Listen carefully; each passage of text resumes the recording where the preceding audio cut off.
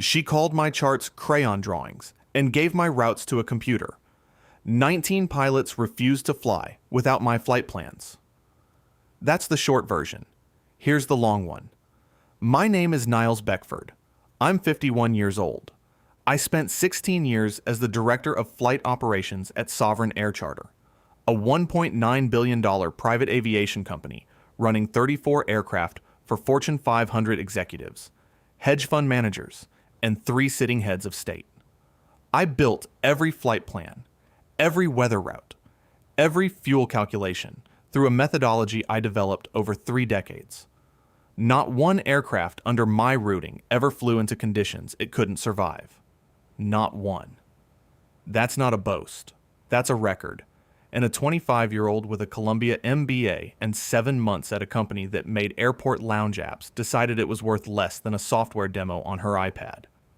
I need to back up. I joined the United States Navy in 1994 at 21 years old, commissioned officer.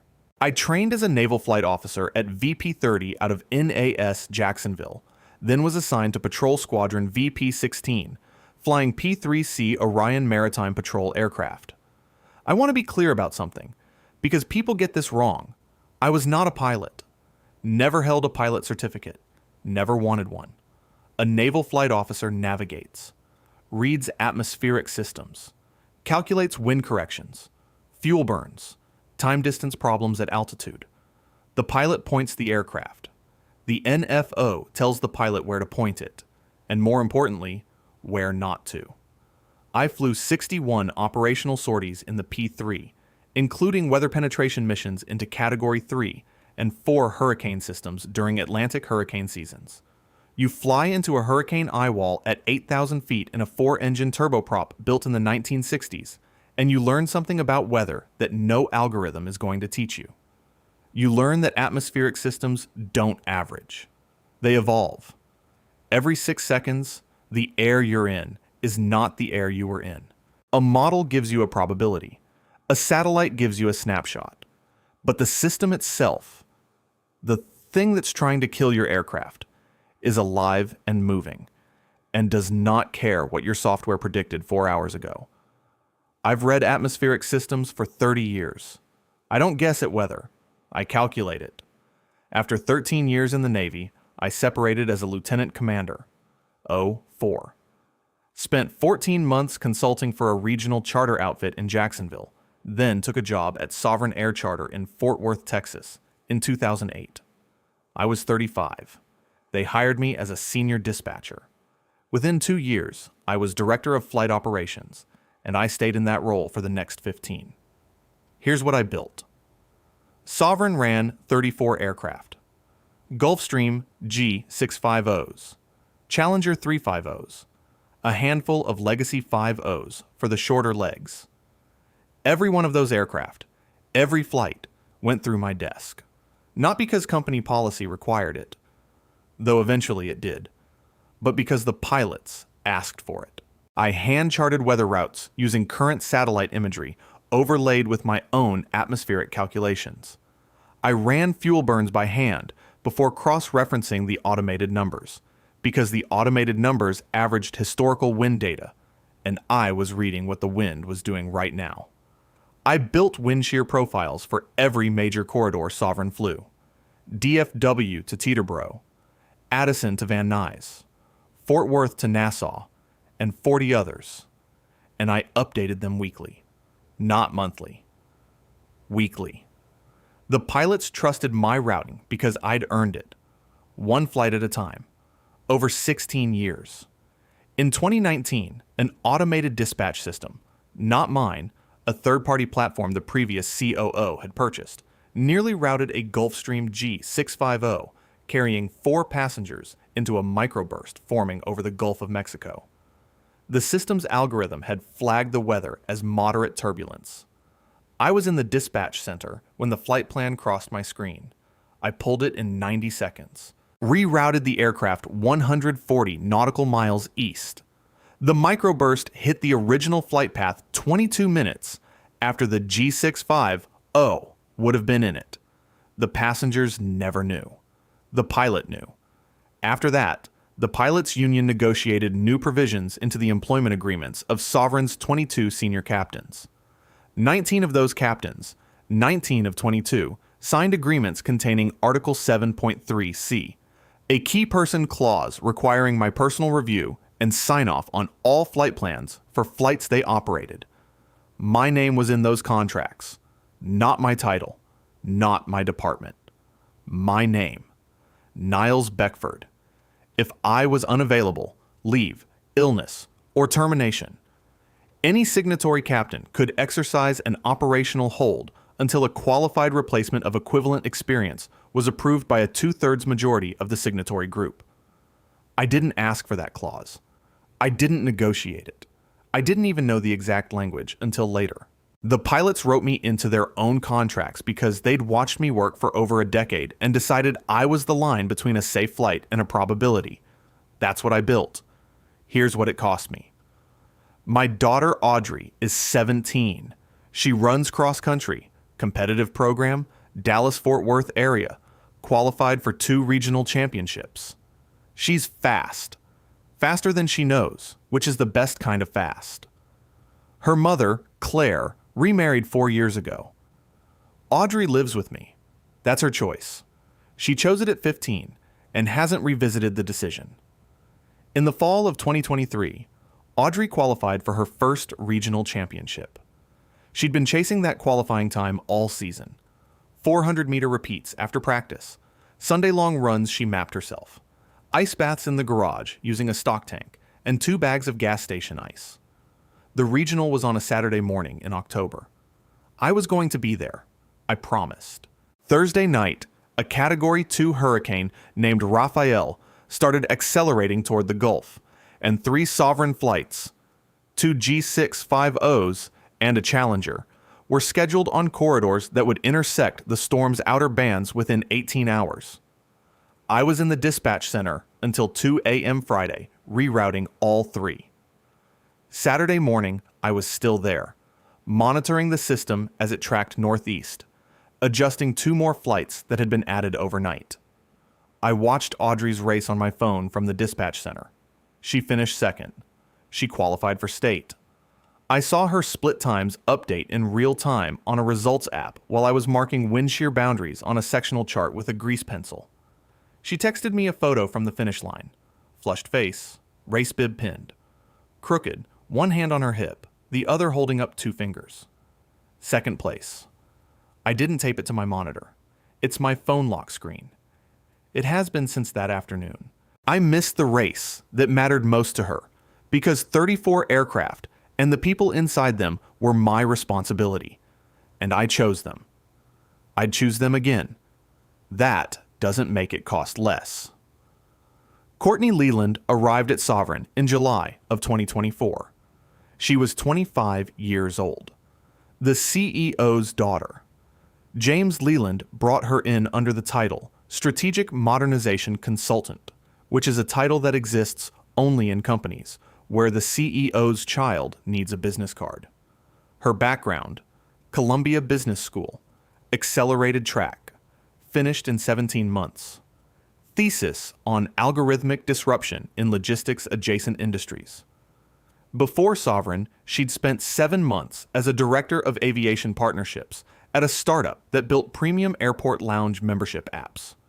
11 employees, no aircraft. She drove a white 2024 Range Rover Sport.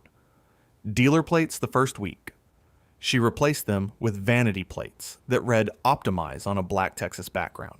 She dressed in elevated athleisure, the kind of outfit that says, I disrupted my way out of wearing a blazer. AirPods perpetually in, one removed for conversations she deemed important. She carried an iPad with a custom case and kept an automated dispatch platform demo open during operational meetings, pointing at it the way a preacher points at scripture. She stood during meetings instead of sitting. The dispatch staff started calling it doing a TED Talk. Her voice went up at the end of declarative sentences, making everything she said sound like it was still a question, even when she thought it was final. The first week, she asked me to walk her through my routing methodology. I started explaining how I integrate real-time satellite data with manual atmospheric calculations. 3 minutes in, she tilted her head and said, "The decision logic feels like it should be codable." I told her that atmospheric science is not decision logic. She nodded, the kind of nod that means the listening stopped 2 sentences ago. That was July. In October, I found a 47-page automation platform proposal on a shared drive folder that Courtney's assistant had forgotten to restrict. The deck was polished, professional, clearly expensive to produce. On page 23, there was a table titled Legacy Roles for Phase-Out. My name was in the 3rd row. My salary was listed. My projected termination date was 3 months earlier. She had been working toward this since before I knew her last name. The section header above my name read Human Bottleneck Elimination. I closed the folder. I sat with that for a long time. That same week, I was coming back from the roof access stairwell, the flat maintenance roof above the 3rd floor of the dispatch building, a space I'd been using since 2009 when I found it troubleshooting an HVAC unit and never returned the keycard. Through the open door of the dispatch center, I heard Courtney talking to her assistant. Not to me. Not to anyone who was supposed to hear it. "He's not going to do anything. He's 51, and he's been here 16 years. Where does he go?" I stood in the hallway for about 4 seconds. Then I kept walking. If you've ever had someone above you who didn't understand what you do, or what it takes to do it, hit that like button and subscribe.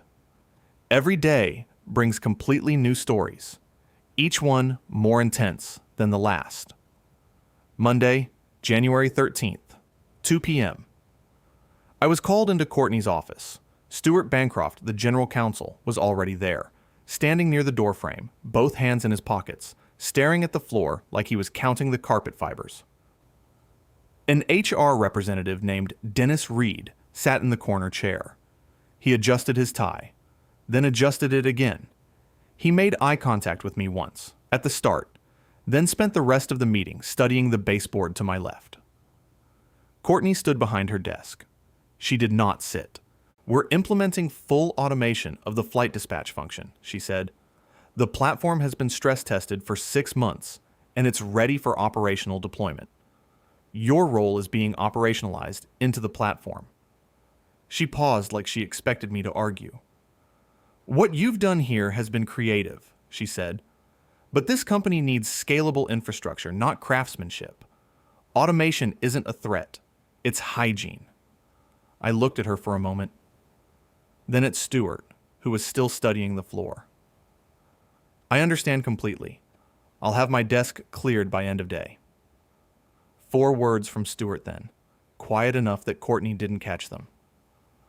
"I'm sorry, Niles." I nodded once. That was enough. I was out of the building by 3:15 p.m. I didn't rush. I didn't linger. I opened the upper left drawer of my desk and removed the E6B flight computer. The circular aluminum slide rule my father gave me the weekend I received my NFO commission in 1995. Lieutenant Commander Roy Beckford, S-3 Vikings, off USS Kennedy. He'd handed it over without ceremony. No speech, no advice, just the weight of it passing from his hand to mine. The aluminum face is scratched to the point that several of the outer markings are readable only if you already know where they are. I know where they are. I placed it in the cardboard box with my sectional charts and my grease pencils. I left the company laptop on the desk. I left the monitor exactly where it was. I left my coffee mug in the break room sink, unwashed, because I'd be damned if I was going to wash a coffee mug on the way out of a building someone else should be cleaning. I carried the box through the dispatch center. 3 dispatchers were on shift. 2 looked up. One of them, a junior analyst named Craig, who'd been there 4 years, opened his mouth and then closed it. The third didn't look up because she already knew. I walked through the lobby, past the framed photos of sovereign aircraft on the wall, photos I'd been in the building for the shooting of, though I wasn't in any of them, and pushed through the glass doors into the parking lot. The drizzle was still falling. 40 degrees. The tarmac was the color of a bad metter. I put the box in the back of my 4Runner, where the cargo mat still carried the permanent impression of a rolled-up sectional chart I'd forgotten about in 2015. I sat in the driver's seat. Engine off. I sat there for 11 minutes. I know because I looked at the clock when I sat down, and I looked at it again before I turned the key. I drove home. Audrey was at practice. The house was quiet. I set the box on the kitchen table, took out the E6B, and placed it on the counter next to the old Overholt. I didn't pour. Not yet. The math wasn't finished. I changed into dry clothes. I heated leftover soup on the stove, chicken and rice, the kind from a can that Audrey claims she hates but eats anyway when it's cold outside. I ate standing at the counter. I rinsed the bowl. I put it in the drying rack. At 6:15, Audrey came through the door, smelling like cold air and the rubber track surface at her high school. She dropped her bag by the door, saw the cardboard box on the table, and stopped. She didn't ask what happened. She looked at the box.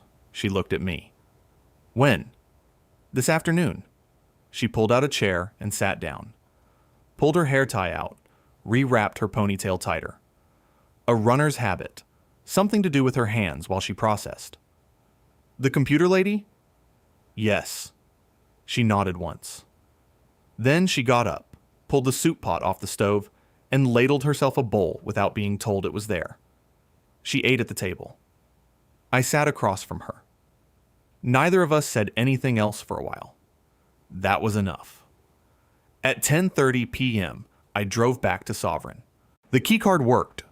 Nobody had deactivated it. The building was mostly dark. Night dispatch ran a skeleton crew on the second floor, and their lights spilled into the stairwell, but the third floor was empty. I climbed the maintenance stairs to the roof access door, swiped the card, and stepped out onto the flat tar and gravel surface. The drizzle had stopped, but left everything wet. The ramp lights reflected off standing water on the concrete below. The air smelled like jet fuel and cold asphalt. A smell I'd been breathing for 16 years that most people in that building couldn't even identify anymore because they'd stopped noticing it. I noticed it. I'd noticed it every single day since 2008. I sat on an equipment housing box that faced west over the ramp. Sovereign's fleet was parked in rows on the apron, tail lights, wing silhouettes, the occasional hangar door casting yellow light on the concrete.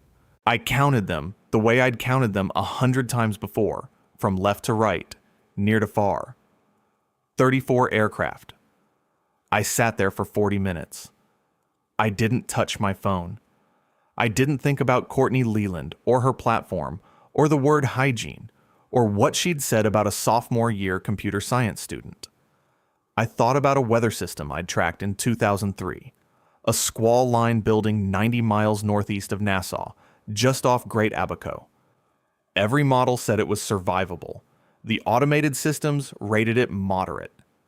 The satellite snapshot showed disorganized convection, messy but manageable. I hand calculated the development rate. I ran the vertical wind shear numbers against the sea surface temperature underneath the system. The math said the system was organizing faster than the models could update. I turned the P3 around.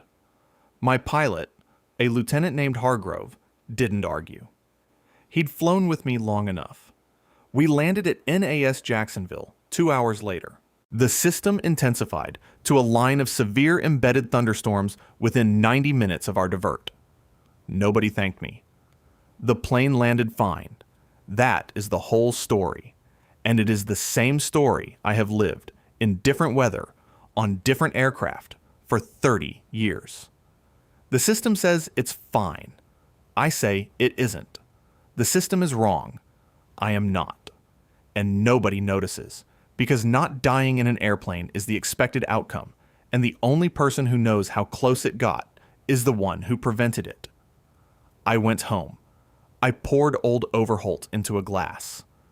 I sat at the kitchen table with the E6B in front of me, running my thumb over the scratched aluminum face, a gesture that means nothing and everything.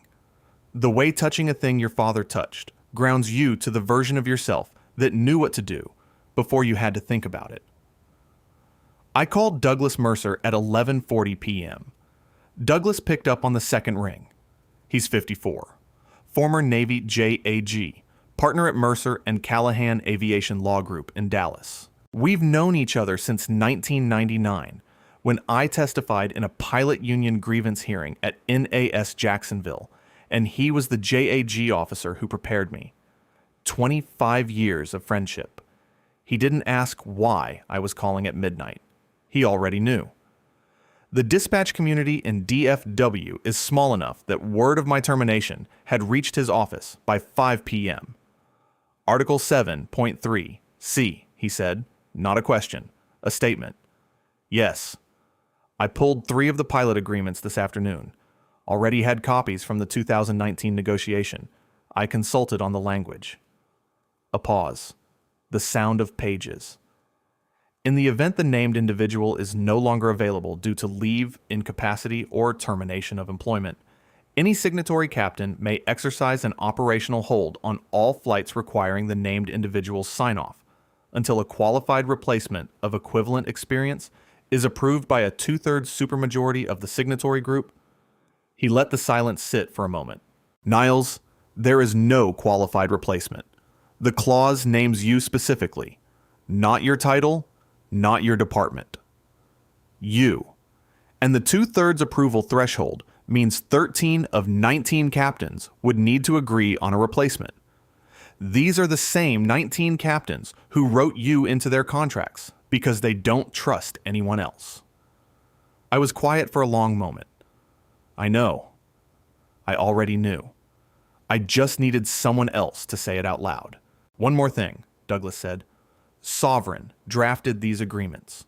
Their own counsel approved them. This isn't some rogue clause somebody slipped past legal. This is a provision the company built, signed, and filed in their own HR system. If they try to void it, they're repudiating their own contracts with their own pilots. And under FAA Part 135, a pilot's contractual right to refuse a flight on safety-related grounds is not something an operator can unilaterally override. I know that too. So, what are you going to do? Go to sleep. Good. Call me if you need anything. Thanks, Doug. I rinsed the glass. I went to bed. I did nothing. That was the whole plan. There was no move to make, no form to file, no call to place. The mechanism didn't require me to act. It required me to be absent. And Courtney Leland had taken care of that herself. Tuesday, January 14th, 6 a.m. Frank Whitmore filed the first operational refusal.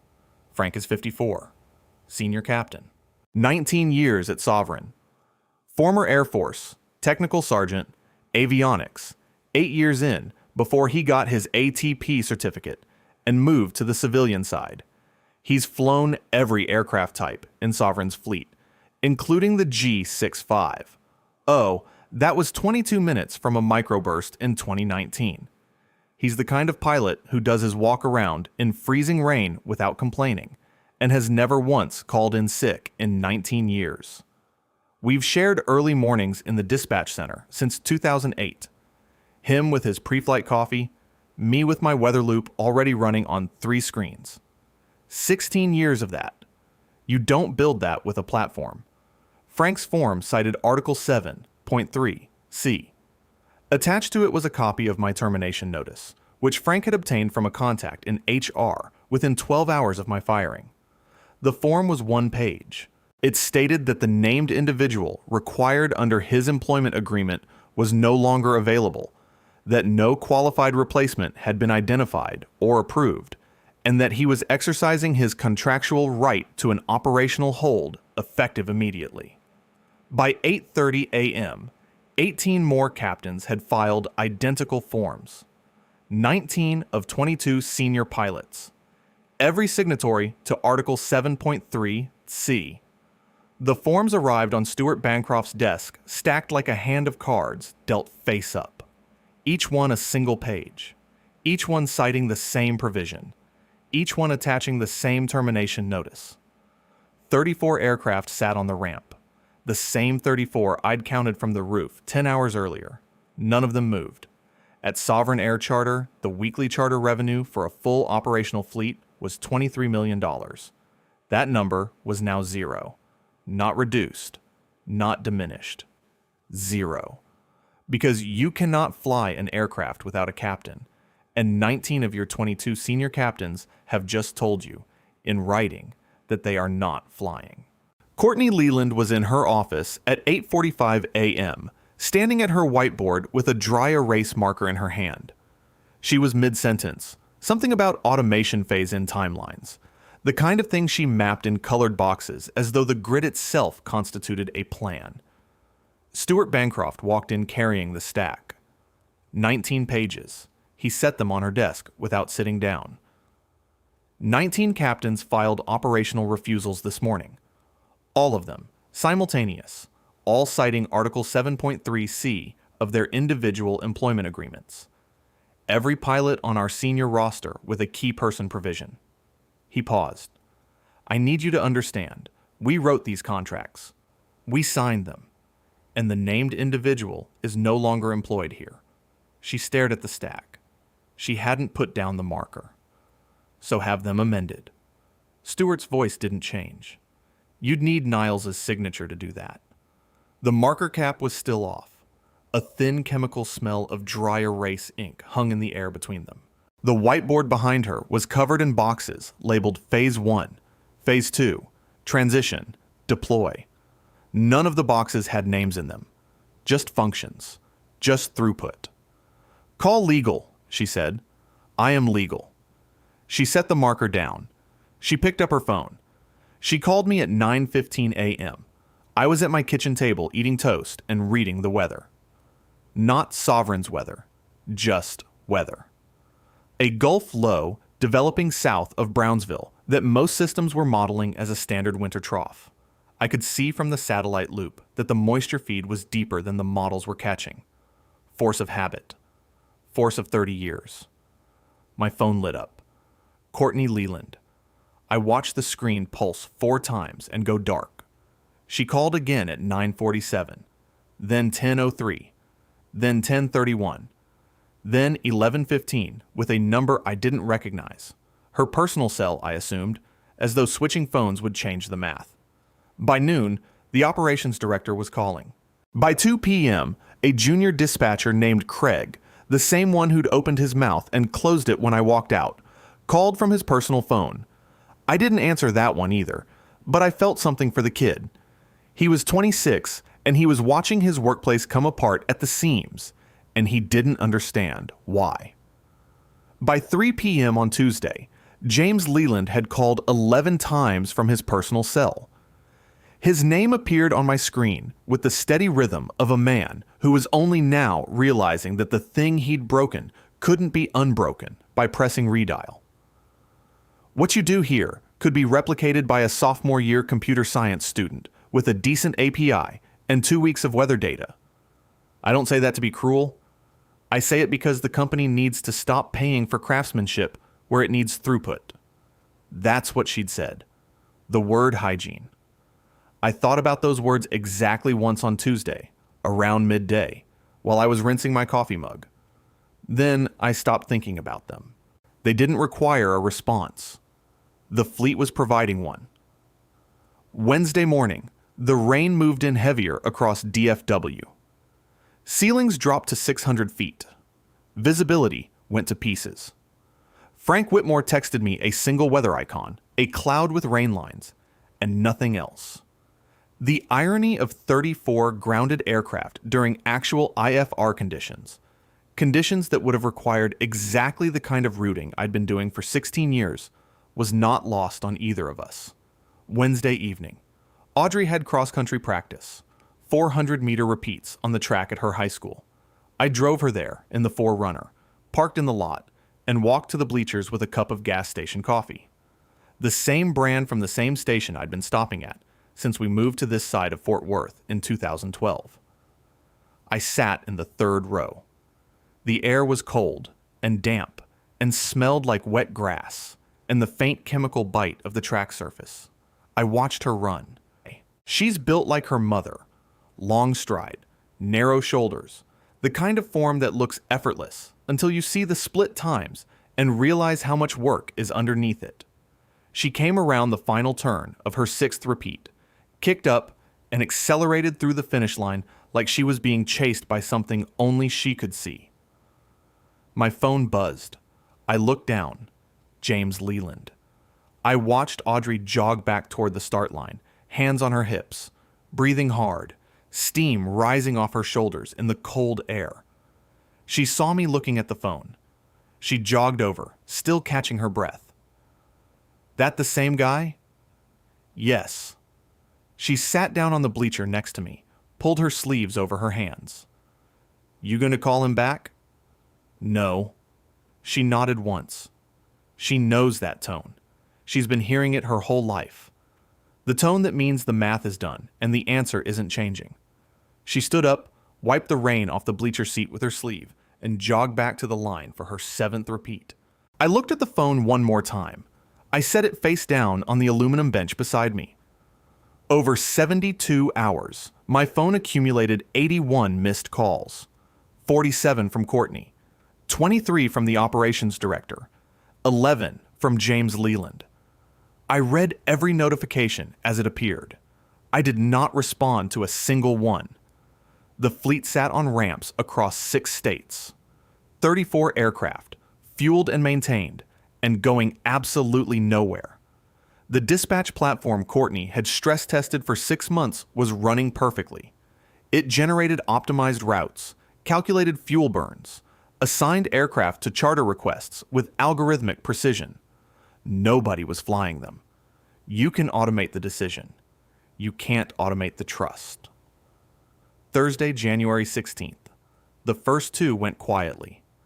2 hedge fund principals, men who managed portfolios measured in the billions and chose their charter providers with the same specificity they chose their prime brokers. They didn't call Sovereign to complain. They didn't negotiate.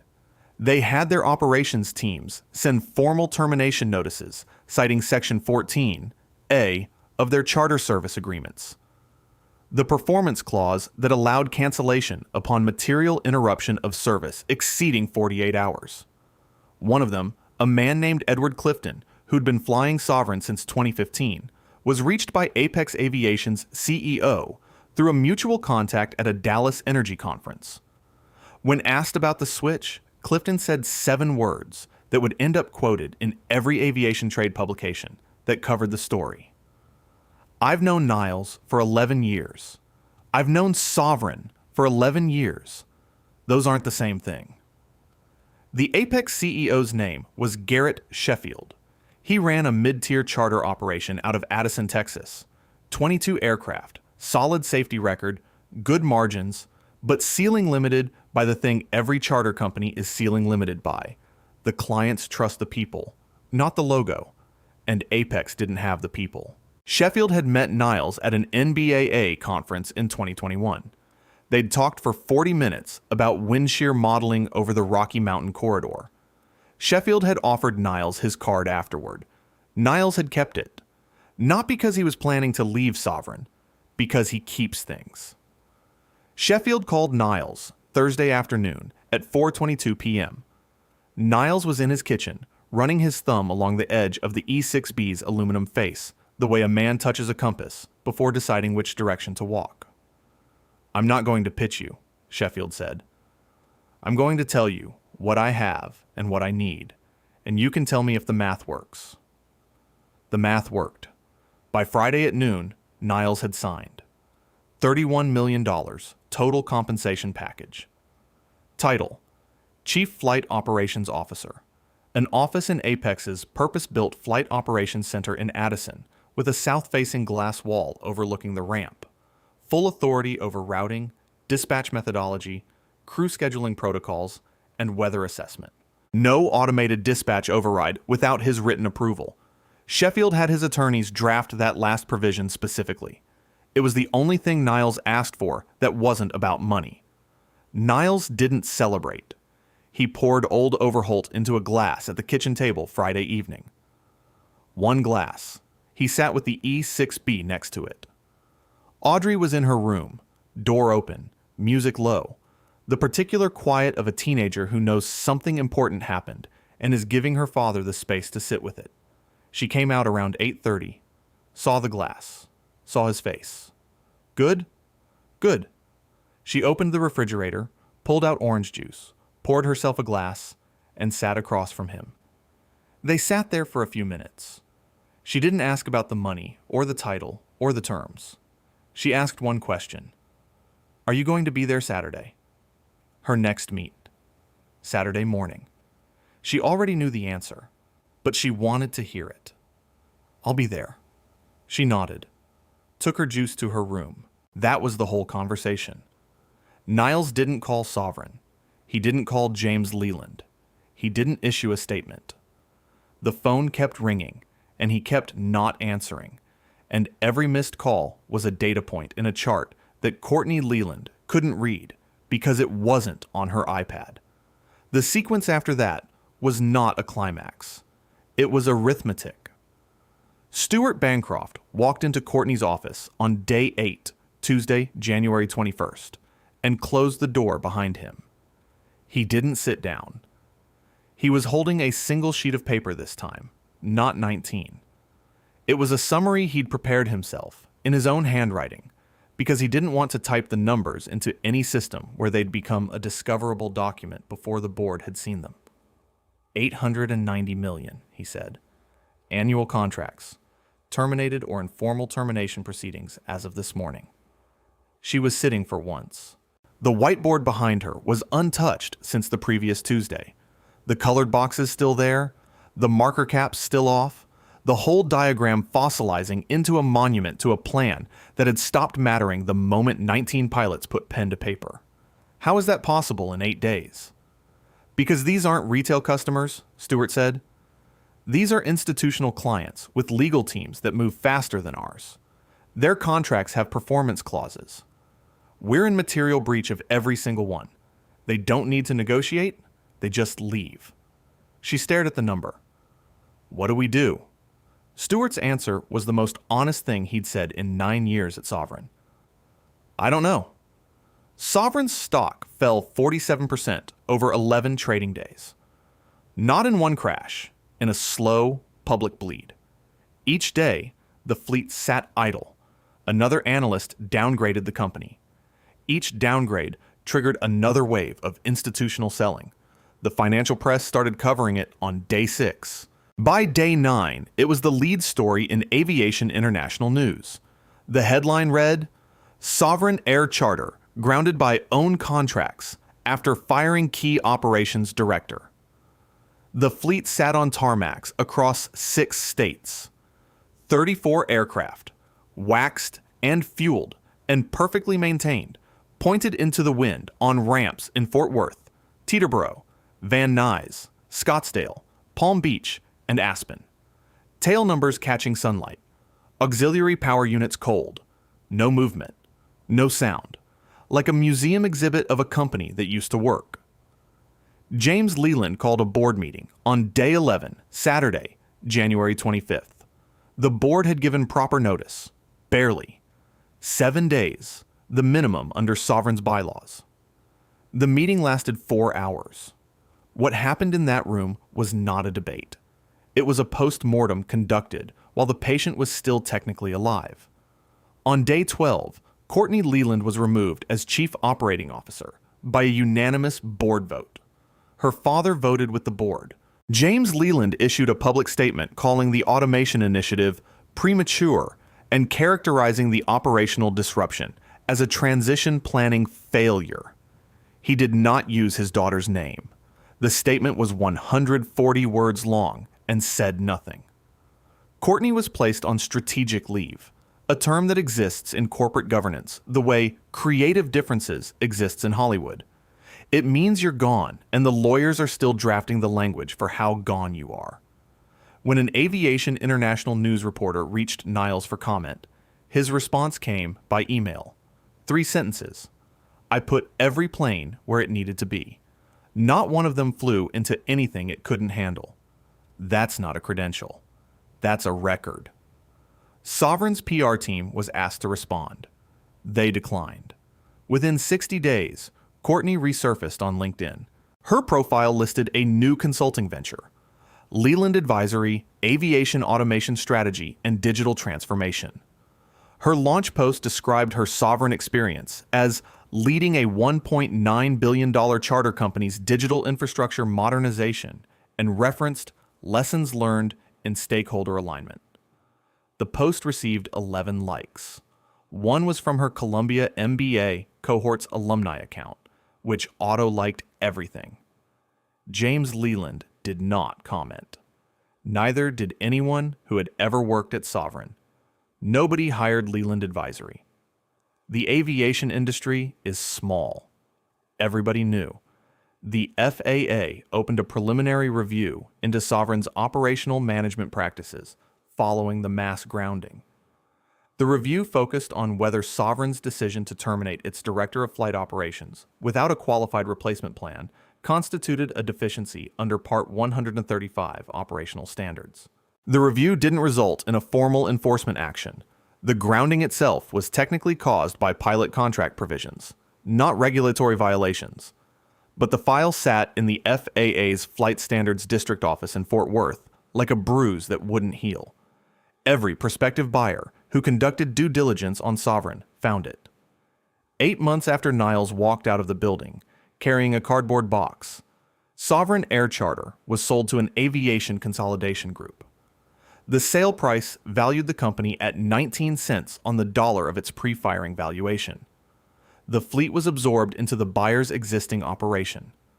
The Sovereign Air Charter name was retired. The dispatch building at Alliance Airport was leased to a cargo logistics company. The framed photos of Sovereign aircraft on the lobby wall were taken down and stacked in a storage room that nobody opened again. James Leland retained a minority advisory role in the acquiring company, a position that carried a title and a small office and no authority. He was 63 years old, and he'd watched his company dissolve because his daughter couldn't tell the difference between a weather chart and a crayon drawing. Niles's first morning at Apex Aviation's Flight Operations Center was a Monday in late January, 2 weeks and a day after the firing. Cold and clear, high pressure parked over North Texas, visibility unlimited, a perfect VFR day. He noted this without ceremony. He arrived at 6:30 a.m. The ops room was quiet. Early shift, 2 junior dispatchers at their stations, the hum of monitors, coffee brewing somewhere down the hall. The building smelled like new carpet and printer ink, a building that hadn't absorbed anyone's history yet. His office was at the end of the corridor. The door had a nameplate. He stopped in front of it. Chief Flight Operations Officer, Niles Beckford. He hadn't had a nameplate in 16 years at Sovereign. Directors of flight operations don't rate nameplates there. He didn't stand and admire it. He read it once, the way you read an instrument panel, to confirm the information is correct, and walked in. He opened the upper left desk drawer, placed his father's E6B inside. The aluminum scraped lightly against the wood, a sound he'd heard in every desk he'd occupied since 1995. NAS, Jacksonville. The VP-16 Ready Room, a field office in Bahrain, and now Addison, Texas. He closed the drawer. The E6B was where it belonged. He set a clean, empty rye glass on the corner of the desk. For later. He pulled up the morning weather loop on the center monitor. A Gulf low was tracking northeast, the kind of system that looks manageable to software and isn't. The moisture feed was drawing from a warm pocket south of the Yucatan, and the models were handling it the way models always handled transitional lows. They were averaging, smoothing the data, producing a forecast that said moderate turbulence across the standard Gulf corridor. Niles could see the vertical shear numbers building faster than the model refresh rate could capture. He'd seen this pattern since 1997. He knew exactly where it was going. At 6:47 a.m., his desk phone rang. Frank Whitmore, calling from the Apex Crew Lounge one building over. He'd signed his contract the afternoon before. the first of 9 sovereign captains who would follow Niles to Apex within 90 days. Ready when you are. Niles looked out the south-facing glass wall. The ramp was full of aircraft. The dawn light hit the tarmac in long amber lines, catching the wing edges and the tail numbers of 22 jets parked in clean rows. His aircraft now, his routing, his weather, his responsibility. He pulled a blank route sheet toward him, uncapped his pen. He started writing. By the end of Niles Beckford's first year at Apex Aviation, the company's charter revenue reached $1.3 billion, surpassing Sovereign's prior peak. 9 former Sovereign captains were flying under the Apex banner. 11 of the hedge fund and Fortune 500 clients who'd left Sovereign had followed Niles directly. The rest came through referrals from men who'd trusted his weather routing for a decade and weren't interested in trusting anyone else's. Not one Apex aircraft under Niles's routing flew into conditions it couldn't handle. Not one. Automated systems average the past. I read the present. Sovereign figured out the difference on the day they decided those were the same thing. If you enjoyed this story, hit that like button and let me know what you think in the comments. And if you haven't subscribed yet, subscribe and ring that notification bell to get alerts about new stories like this one. Thanks for watching. See you in the next video.